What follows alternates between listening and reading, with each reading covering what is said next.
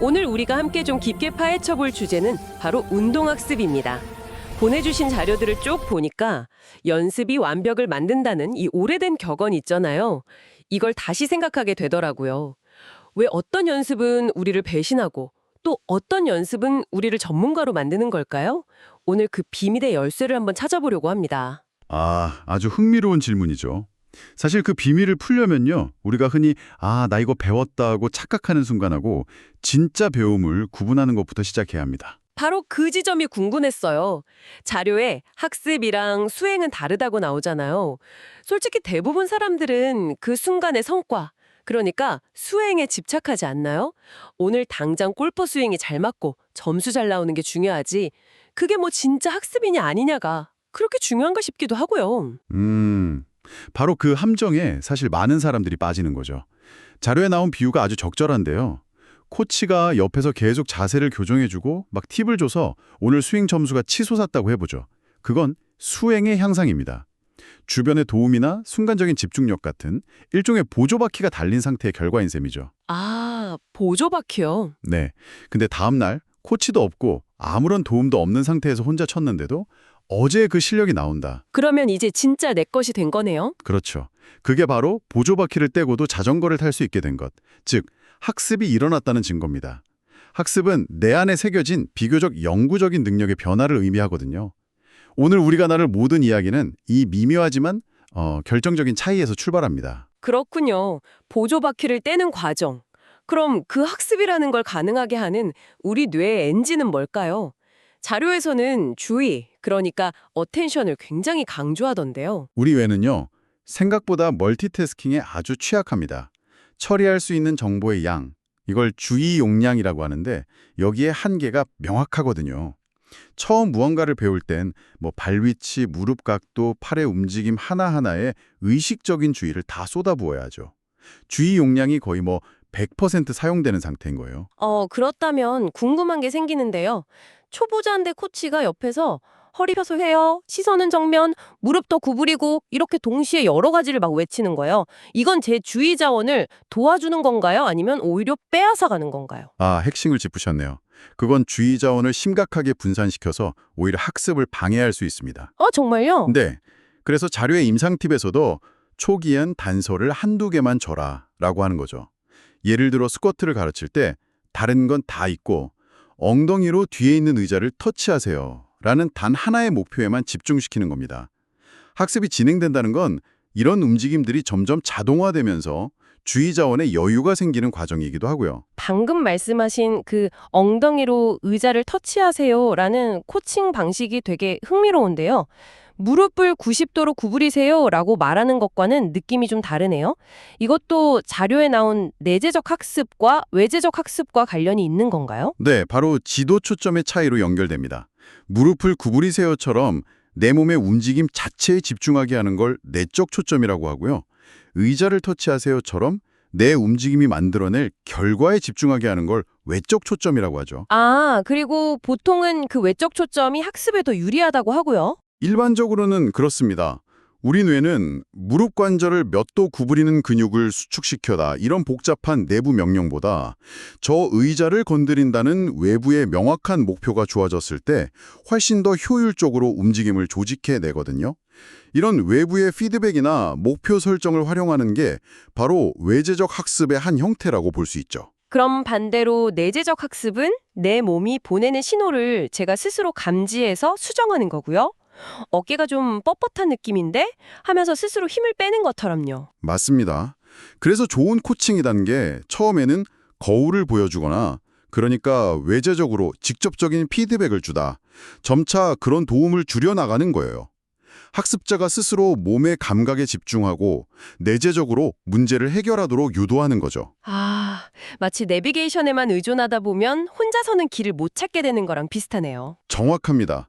외부 정보에만 의존하면 자기조절 능력이 자라기 어렵죠. 듣다 보니까 좀 헷갈리네요. 우리 뇌가 던지기 같은 동작 매뉴얼을 미리 다 저장해 놓고 상황에 맞게 조금씩 바꿔 쓰는 걸까요?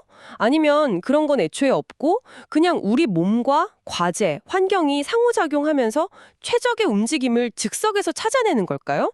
이 두 가지 관점이 자료에서 완전히 부딪히는 것 같던데요? 네, 바로 운동학습계를 양분하는 두 거인의 이론이죠. 슈미트의 도식 이론과 뉴엘의 생태학적 이론의 핵심적인 차이입니다. 슈미트의 이론은 전자에 가까워요. 우리 뇌에 일반화된 운동 프로그램, 그러니까 GMP라는 기본 동작의 청사진이 있다고 보는 거죠. 청사진이요? 네.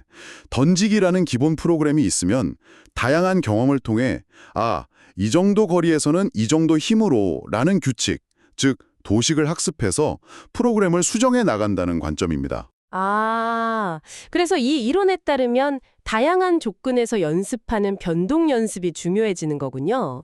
매번 똑같은 10m 거리에서만 던지는 게 아니라 5m, 15m, 오르막, 내리막에서 다 던져봐야 그래야 어떤 상황에서도 써먹을 수 있는 정교한 던지기 도식이 만들어지는 거네요. 바로 그겁니다. 반면에 뉴엘의 생태학적 이론은 정해진 프로그램 같은 건 없다고 해요. 움직임은 개인, 그러니까 신체 조건, 그리고 과제, 목표, 마지막으로 환경, 중력이나 지면 상태 같은 거요. 이 세 가지 제약 조건의 상호작용 속에서 저절로 나타나는 현상, 즉 자기 조직화의 결과라고 설명하죠. 자기 조직화요? 그건 좀 어렵네요. 예를 들어 볼게요. 강물이 흐를 때 누가 물 분자들아 저기 바위는 피해서 이런 곡선으로 흘러라 라고 프로그래밍하지 않잖아요. 그쵸. 그냥 중력과 지형이라는 제약 조건 속에서 물이 가장 효율적인 경로를 스스로 찾아 흐르는 것처럼 우리 움직임도 그렇다는 겁니다. 그래서 이 관점에서는 정답을 주입하기보다 환경을 조절해서 바람직한 움직임이 나타나도록 유도하는 게 중요해요. 균형 능력을 키우고 싶으면 불안정한 바닥에 서게 하는 것만으로도 우리 몸은 스스로 균형을 잡는 새로운 전략을 찾아낸다는 거죠. 와, 두 이론이 정말 세상을 다르게 보네요.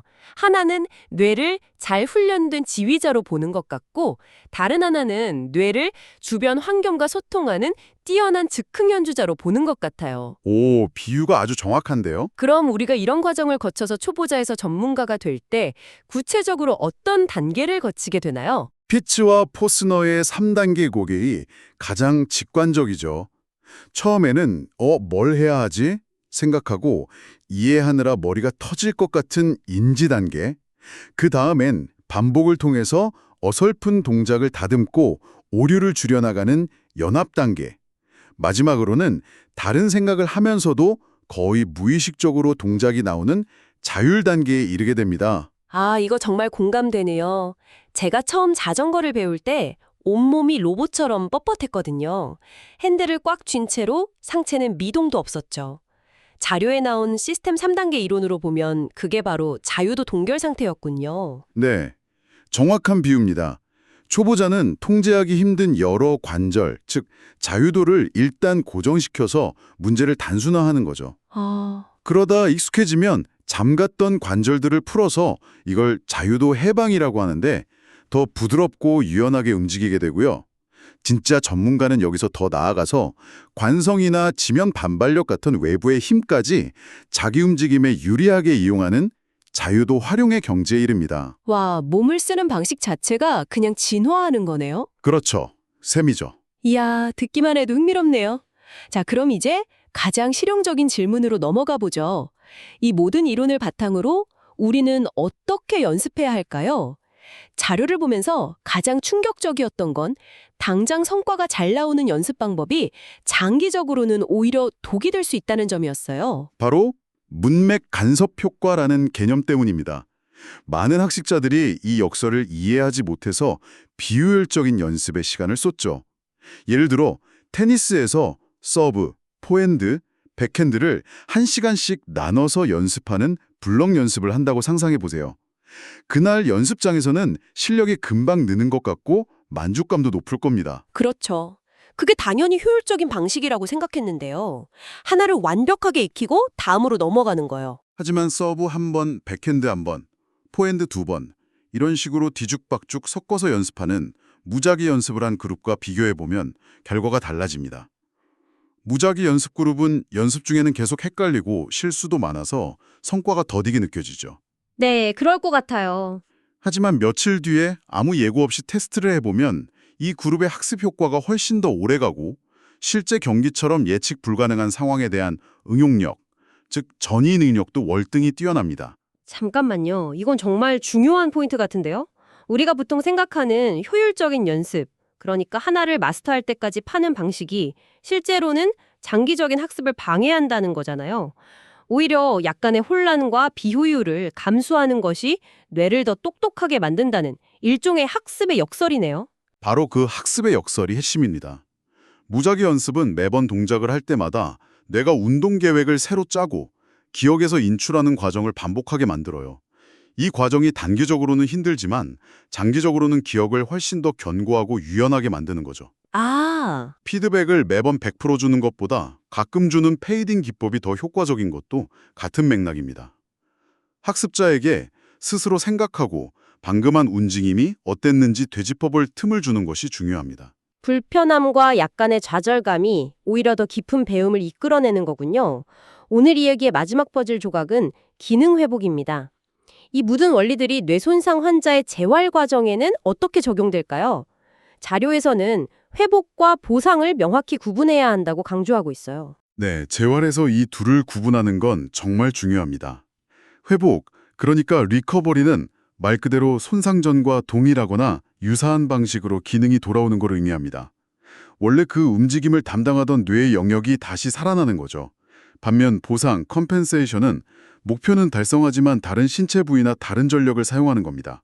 아, 예를 들면 마비된 손으로 컵을 들기 힘드니까 대신 어깨를 으쓱 들어올려서 컵을 든다거나 발목을 들어올리는 힘이 약해서 발이 바닥에 끌리니까 엉덩관절을 크게 들어올려서 걷는 그 힙하이킹 같은 것들이 보상이겠네요. 정확합니다.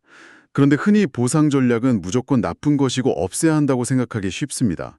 하지만 자료에서도 지적하듯이 그건 너무 단순한 생각이에요.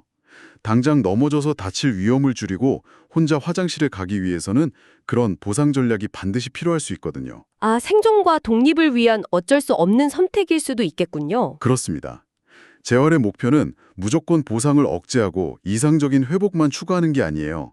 환자의 현재 상태와 목표에 맞춰서 최적의 회복을 유도하면서도 필요하다면 더 효율적이고 안전한 보상 전략을 학습시키는 것. 그 사이에서 최적의 균형점을 찾아나가는 과정이라고 할 수 있습니다. 결국 오늘 탐구의 핵심은 불편함의 가치가 아니었나 싶습니다. 당장 편하고 성과가 좋아 보이는 길, 즉 집중적인 블록 연습이나 100% 주어지는 피드백이 오히려 장기적인 학습에는 독이 될 수 있다는 것. 그리고 우리 뇌가 움직임을 배우는 방식에 대해 잘 짜인 설계도를 따르는 것인지 아니면 주어진 환경 속에서 즉흥 연주를 하는 것인지에 대한 두 가지 흥미로운 관점도 살펴봤고요. 맞습니다. 어느 한쪽이 정답이라기보다는 두 관점을 모두 이해할 때 학습이라는 이 복잡한 현상을 더 입체적으로 볼 수 있게 되죠. 오늘 나눈 이야기들을 바탕으로 당신이 생각해 볼 만한 질문을 하나 던지며 마무리하고 싶습니다. 자료에서는 회복과 보상을 구분했습니다. 회복은 과거의 방식으로 돌아가는 것이고 보상은 새로운 방식으로 목표를 달성하는 것이죠. 그렇다면 우리의 삶에서 일어나는 많은 성장이나 발전이라고 부르는 것들이 사실은 과거로의 완벽한 회복이 아니라 주어진 한계와 조건 안에서 최적의 보상 전략을 찾아낸 고도로 창의적인 학습의 결과는 아닐까요? 어쩌면 우리 모두 각자의 방식으로 보상하며 살아가고 있는지도 모릅니다.